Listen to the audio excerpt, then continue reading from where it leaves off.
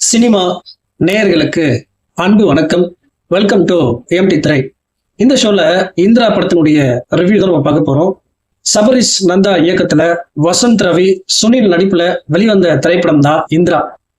Police துறையில suspense ஆகி மன வேதனையில குடிக்கு அடிமையா இருக்கிற வசந்த் ரவி ஒரு கட்டத்துல அந்த குடிக்கு அடிமையானதுனால தன் கண் பார்வையை இழக்கிறாரு. அதே நேரத்துல சென்னை நகர்ல ஒரு சைக்கோ கொலைகாரன் பல கொலைகளை செய்துட்டு அந்த கொலை செய்த நபர்களுடைய கையை வெட்டி எடுத்துட்டு போறான். இதை செய்தது யாரு அப்படின்னு கண்டுபிடிக்க போலீஸ் ஒரு பக்கம் திணறிட்டு இருக்காங்க. இந்த சைக்கோ என்ன பண்றான் அப்படின்னா, வசந்த் ரவியினுடைய மனைவியை கொலை பண்ணி அந்த மனைவியினுடைய கையை வெட்டி எடுத்துட்டு போயிடறான். இதனால மனமுடைந்து போகிற வசந்த் ரவி தனது நண்பர்கள் உதவி கொண்டு அந்த சைக்கோ கொலையாளிய போராடி கண்டுபிடிச்சு காவல்துறை கிட்ட ஒப்படைக்கிறாரு.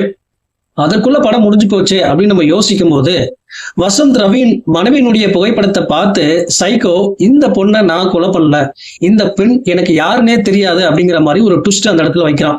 அப்படின்னா வசந்த் ரவியினுடைய மனைவியை கொலை பண்ணது யாரு, கொலை செய்ய காரணம் என்ன அப்படிங்கிறதா இந்த படத்தினுடைய மீதி கதையே. படத்தினுடைய முதல் பாதி ஒரு சைக்கோ த்ரில்லர் பாணியிலே நகர்ந்து இரண்டாம் பாதி வேறொரு தளத்துக்கு கதை போகுதுங்க. முதல் பாதியை விட இரண்டாம் பாதி தான் பல ட்விஸ்ட் சுவாரஸ்யம் நிறைஞ்சதா இருக்கு. கிரைம் அண்ட் பனிஷ்மெண்ட் அப்படிங்கிற ஒன் லைன்ல ஒரு சரியான த்ரில்லர் படத்தை தந்திருக்காரு டைரக்டர். படத்தின் சுவாரஸ்யத்தை அதிகரிப்பதுல ஒளிப்பதிவு மிக முக்கிய பங்கு வகிச்சிருக்கு. படத்தின் பெரும்பாலான காட்சிகள் ஒரு அபார்ட்மெண்ட் வீட்டுல படமாக்கப்பட்டிருக்கு. இங்க வடிவமைத்துள்ள லைட்டிங் எல்லாமே பாத்தீங்கன்னா ரொம்ப சிறப்பாவே இருக்கு. கண் தெரியாத நபராக நடிப்புல நம்மிடம் பரிதாபத்தை அள்ளி செல்கிறாரு இந்திரகுமாராக வரும் வசந்த் ரவி. ஒரு சைக்கோ நபராக நடிப்புல ஷபாஸ் அப்படின்னு சொல்ல வைக்கிற அளவுக்கு சிறப்பான நடிப்பை கொடுத்திருக்காரு சுனில். ஒரு சில காட்சிகள்ல வந்தாலும் ஹீரோயின் மெஹாரின் அழுத்தமான நடிப்பை தந்துள்ளாங்க. படத்தின் ஒரு மைனஸ் என்ன அப்படின்னா பின்னணி இசை தான். சில இடங்கள்ல வசனங்களை சரியா கேட்க முடியாத அளவுக்கு பின்னணி இசை இருக்கு.